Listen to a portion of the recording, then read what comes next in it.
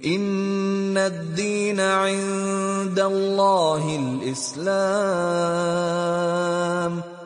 عزیزان محترم، السلام علیکم ورحمۃ اللہ وبرکاتہ۔ ہماری آج کی نہایت اہم ترین گفتگو کا موضوع ہے روزہ اور تقویٰ۔ رمضان المبارک کے تعلق سے یہ نہایت اہم موضوع ہے، اور اس گفتگو میں مولانا محمد فاروق خان کے درس قرآن سے بھی کسی قدر استفادہ کیا گیا ہے۔ عزیزو، روزے کا بنیادی مقصد اور روزے کی اصل غایت ہے اہل ایمان میں تقوی شعاری کی روش کا فروغ، اور روزے کا مطالبہ صرف اہل ایمان سے ہے، اس لیے روزے کے احکام میں اصل مخاطب اہل ایمان ہی ہیں۔ ایمان کا مطلب ہے اللہ پر کامل یقین، مکمل اعتماد اور غیر معمولی شیفتگی اور گرویدگی، اللہ کے ساتھ اس کے رسول سے بھی شدید تر محبت، اپنی جان و مال اور اولاد وغیرہ سب سے زیادہ، اور مکمل اطاعت کے ساتھ، پوری خوشدلی کے ساتھ اللہ سے جڑ جانا، ہم آہنگ ہو جانا، اللہ کا رنگ اختیار کر لینا، اور اس کے احکام کے مطابق اسلام کو عظیم ترین نعمت، بیش قیمت دولت اور بہترین طرز زندگی سمجھ کر اپنے اعمال میں ڈھال لینا۔ ایمان لا کر اسلام میں داخل ہونے کے بعد اہل ایمان سے پہلا عملی مطالبہ تو نماز ہے، جس کا تفصیلی ذکر نماز سے متعلق ہماری گفتگو میں پہلے آ چکا ہے۔ نماز کے بعد روزہ، زکوٰۃ اور حج میں ان سب سے متعلق بھی گفتگو ہوتی رہی ہے۔ عزیزو، روزہ دراصل بندہ مومن کی تہذیب نفس کا اظہار ہے، مکمل تربیت ہے، تزکیہ نفس ہے، متوازن طرز حیات کی نشو و نما ہے، اس لیے کہ انسان کی شخصیت اور کردار کے لیے لازم ہے کہ اس میں انضباط نفس ہو، نفسانی خواہشات پر کنٹرول ہو۔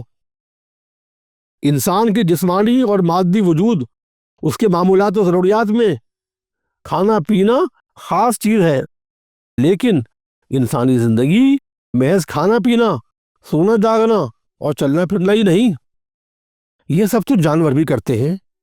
انسان کے اس ظاہری و مادی وجود میں ایک دوسرا وجود، اس کا اندرونی اور روحانی وجود ہے، اور اس کی علوی حیثیت بھی ہے، اور اسی وجہ سے انسان کو اشرف المخلوقات کہا گیا۔ اس کی اس صفت خاص کا تقاضا یہ فہم و شعور ہے کہ اس کی زندگی کھانے پینے سے بلند تر ہو، وہ حیوانی سطح سے بلند تر ہو کر اپنے روحانی وجود اور اس کی ضرورت کا بھی احساس کرے، اپنے مادی و روحانی وجود میں مطابقت پیدا کرے اور اعتدال کی روش اختیار کرے۔ فرشتے جو اللہ تعالیٰ کی آسمانی اور نورانی مخلوق ہیں اور کھانے پینے کی ضرورت سے بے نیاز ہیں، تو کیا ان کی زندگی بے لطف ہے؟ جمال حق سے فیضیاب ہونا کیا کوئی معمولی رضا ہے؟ روزے کی حالت میں بندے مومن کا ایک وقت مقررہ تک اپنے آپ کو کھانے پینے سے بے نیاز رکھ کر محض رضائے الہی کے حصول میں سرگرم رہنا، اس میں فرشتوں سے انسان کی مشابہت کا پہلو بھی نمایاں ہے۔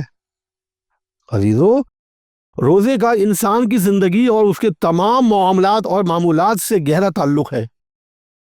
روزہ دراصل اس کی خواہشات نفسانی کو لگام دینے، متوازن سمت اور رفتار میں رکھنے، اور اس کے تزکیہ و انضباط نفس کی ہر سال کی ایک ماہ کی مکمل تربیت ٹریننگ ہے۔ ایک ماہ کا یہ تربیتی کورس نہ صرف پورے سال بلکہ اس کی پوری زندگی کو اخلاق و اقدار کے بہترین سانچے میں ڈھالنے کے لیے ہے، تاکہ وہ اپنی راہ سے بھٹکنے اور بہکنے نہ پائے، جس کا خطرہ ہر وقت بنا رہتا ہے۔ انسانی زندگی کی جو اسکیم اللہ نے رکھی ہے وہ ہر وقت اس کے سامنے رہے، اپنے اخروی انجام اور اس کے لیے دنیا کی کامیاب زندگی کا احساس بنا رہے۔ وہ آخرت سے پہلے ہی آخرت کا لطف اپنی دنیاوی زندگی میں لینے لگے، بالکل ایسے جیسے مکان بنانے والا اپنے مکان کے بننے سے پہلے ہی اپنے مکان کا لطف لینے لگتا ہے۔ عزیزو، جیسا کہ ہم نے اس گفتگو کے آغاز میں ہی عرض کیا تھا کہ روزے کا بنیادی مقصد تقویٰ ہے۔ تقویٰ وہ مطلوب شے، وہ مطلوب صفت ہے جس کا حاصل کرنا انسانی زندگی کے لیے نہایت ضروری ہے، اور روزہ اس کے حصول میں معاون بنتا ہے۔ تقوی کا تعلق ظاہر سے زیادہ باطن سے ہے۔ تقوی کا تعلق اصلاً دل سے ہے۔ دل کی کیفیات اعمال سے ظاہر ہوتی ہیں۔ قرآن مجید میں قربانی کے ذکر میں فرمایا گیا ہے کہ اللہ کے پاس خون نہیں، تمہارے دلوں کا ادب پہنچتا ہے۔ جس طرح پودے میں پھول نہ آئے اور خوشبو نہ ہو تو وہ پھول بیکار ہے، تقوی کی صفت میں کرنے سے زیادہ بچنے کا پہلو زیادہ ہے، غالب ہے۔ تقوی یہ ہے کہ بندہ مومن تمام غلط چیزوں سے بچ جائے۔ محض کھانا پینا چھوڑنا روزہ نہیں، وہ تو محض فاقہ کشی ہے۔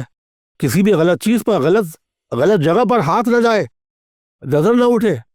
تقوی یہ ہے کہ بندہ مومن بہترین شخصیت کی علامت اور باکردار ہو، سب کا حق پہچانتا ہو، اللہ کا حق، بندوں کا حق، اپنے نفس کا حق، وقت کا حق، سانس کا حق، جان کا حق، مال کا حق۔ وقت سب سے زیادہ قیمتی سرمایہ ہے، دولت سے بھی زیادہ بیش قیمت۔ عام طور پر اس کا حق ادا نہیں کیا جاتا۔ جان و مال کے حق میں کوتاہی ہوتی رہتی ہے، بندوں کی حق تلفی بھی عام ہے، اور اللہ کا حق یعنی توحید خالص کے علاوہ شرک و نفاق سے اجتناب، کامل اطاعت اور احکام الہی عبادات وغیرہ میں بھی بلاپرواہی، غفلت، تساہل، بے رغبتی کا معاملہ ہوتا ہے۔ صبر اور شکر بھی غیر معیاری صحیح ہے۔ حضوری قلب، استغراق، محویت کے پہلو بھی عبادات میں ہماری پس پشتی رہتے ہیں۔ خیالات، نظریات اور جذبات بھی عام طور پر بے روی کا شکار رہتے ہیں۔ وہ زندگی کے گونے گوں معاملات میں تقوی ہمیں باہوش اور باشعور بنانے کے لیے ہے۔ تقوی محض اللہ سے ڈر ہی نہیں، اللہ سے محبت کرنا بھی تقوی ہے۔ حقیقت نفس الامری سے اپنے آپ کو ہم آہنگ کر لینا ہے، اس سے مطابقت قائم کرنا ہے۔ روزہ رکھ کر ہمیں اللہ کے حضور اپنا یہ ثبوت بہم پہنچانا ہے کہ اس ذات عالی و برتر سے ہمارا دل و جان کا اور ہمارا عملی تعلق ہے۔ تقوی اسی احساس کی تربیت کا نام ہے۔ تقوی ہی ہماری زندگی کا اصل محرک ہے۔ زندگی عزیزو چونکہ بہت سے نازک احساسات، سینسیٹیو فیلنگز کو قبول کرتی ہے، اس لیے ضروری ہے کہ ہر سال اس کی اصلاح و تربیت ٹریننگ کی جائے، تاکہ ہمیں روزہ اور تقوی کی اہمیت کا اندازہ ہو اور اس کا اعادہ بھی ہم کر سکیں۔ اللہ تعالیٰ نے نہ صرف ہمارے زندہ رہنے کا سامان کیا، بلکہ ہمارے اندر تقوی پیدا کرنے کا بھی سامان کیا۔ اللہ کی اس نعمت، اس کے فضل و انعام اور اس کی عظمت و کبریائی کے اظہار کا مہذب طریقہ ہے جذبہ شکر، یعنی اس کے فضل اور اس کی نعمت کا شکر ادا کیا جائے۔ عزیزو، شکر گزاری کا جذبہ نعمت سے پیدا ہوتا ہے، ظاہری نعمتوں کے ساتھ ساتھ اندرونی نعمت بھی، اور وہ نعمت ایمان کی نعمت ہے۔ اظہار شکر عین ایمان ہے۔ ایمان کی بنیاد شکر پر ہے۔ اللہ کا قانون کشش و انجذاب کا عالمگیر قانون ہے۔ رشد و ہدایت سے بڑھ کر کوئی نعمت نہیں، کوئی ہدایت نہیں۔ اور کلام الہی قرآن مجید کتاب رشد و ہدایت بہترین ہدایت نامہ ہے،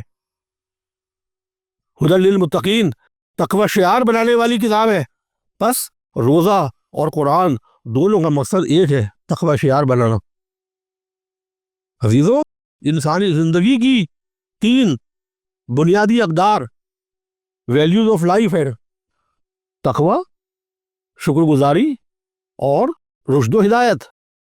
روزے سے متعلق کلام الہی قرآن مجید میں جو مختلف احکام ہیں، ان میں سورۃ البقرہ کی آیت نمبر 183 سے 187 تک ان 3 بنیادی اقدار کے فروغ پانے کا ذکر ہے: لعلکم تتقون، لعلکم تشکرون اور لعلہم یرشدون۔ عزیزو، روزے کا بنیادی مقصد بندہ مومن میں ان تینوں اقدار حیات کو فروغ دینا ہے۔ روزہ یہی تربیت کرتا ہے کہ بندہ مومن زندگی کی صحیح راہ پالے، شکر گزار بن جائے اور تقوی شعاری اس میں پیدا ہو جائے، صحیح تربیت پا کر اپنے طرز عمل کو اور وہ اپنے اسلوب حیات کو صحیح رخ دے دے۔ ان تینوں اقدار میں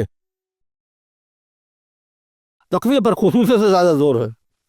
اسی لیے روزے کے احکام میں جو 5 آیات پر مشتمل ہیں، 2 جگہ، یعنی پہلی آیت آیت نمبر 183 میں، اور پھر آخری آیت آیت نمبر 187 میں بھی لعلکم تتقون فرمایا گیا، تاکہ ہمارے اندر تقوی کی روش اجاگر ہو جائے۔ بس روزے کے لیے، روزے کے ذریعے فہم و شعور اور حسن احتیاط سے زندگی گزارنے کی تربیت مطلوب ہے، یہی تقوی شعاری ہے، اور روزے کا اصل مطلوب اور مقصود بھی۔ تقوی اسی کا نام ہے، مومن ہو باشعور اور حسن احتیاط سے گزرے یہ زندگی۔ انسان کے عزت و شان کا معیار ہے یہی، دونوں جہاں کا حسن ہے، کردار ہے یہی۔ تقوی شعاری روزے کا مقصود ہے نفیس، مومن خدا کی نظروں میں محمود ہے نفیس۔ کیا ہے روزے کو مخصوص رب نے تزکیے کے ساتھ، ہمیشہ زندگی گزرے خود اپنے تجزیے کے ساتھ۔ وما علینا الا البلاغ۔ السلام علیکم ورحمۃ اللہ وبرکاتہ۔